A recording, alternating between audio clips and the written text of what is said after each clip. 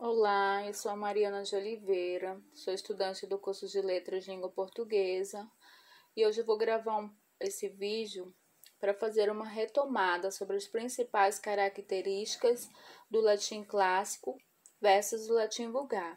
Mas antes nós vamos retornar um pouquinho, retomar de forma breve o conceito daquilo que se convencionou chamar de latim clássico, que seria o quê?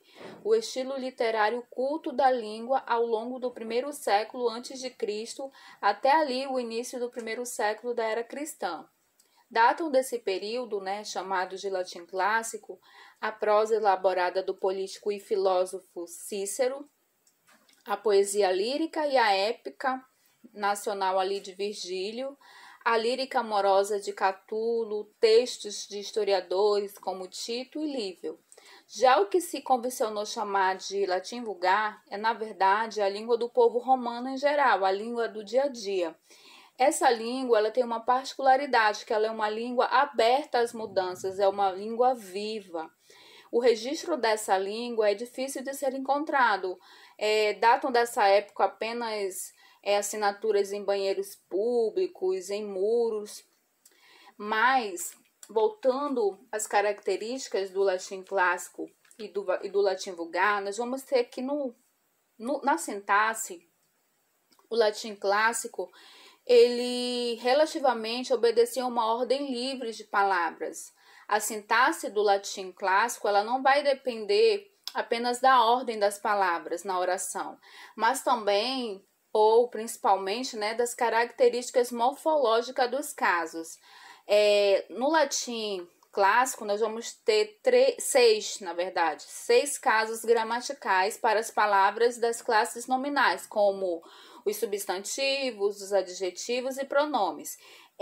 Entre os casos, os nomes, na verdade, desses casos no latim clássico é o nominativo, o vocativo, o acusativo, o genitivo, o dativo e o ablativo. A ordem básica ali da oração no latim clássico é o SOV, que é sujeito, objeto ou complemento e verbo. Mas no latim vulgar, nós vamos ter uma outra ordem. A ordem fundamental das palavras no latim vulgar passam a ser, no caso, sujeito, verbo ou complemento, que seria o SVO, que é o sujeito, verbo ou complemento.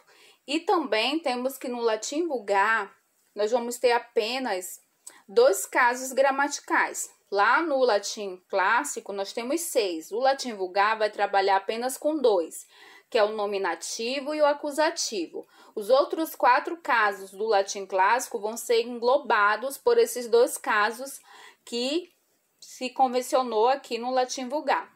Na morfologia, por exemplo, ali na passagem do latim clássico para o latim vulgar, nós vamos observar uma simplificação de declinações, ou seja, uma antecipação dos sistemas nominais das línguas românicas, que vão se manter, essas declinações, elas vão se manter ali nas declinações vulgares.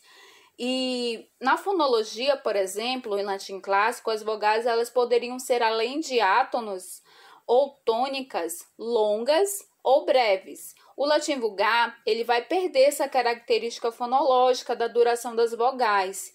Ele vai ser mais simplificado, o sistema vocálico ele vai simplificar, na verdade, o sistema vocálico no latim vulgar. O sistema vocálico do latim vulgar é aquele que vai servir de base para as línguas românicas, e especialmente no caso do português.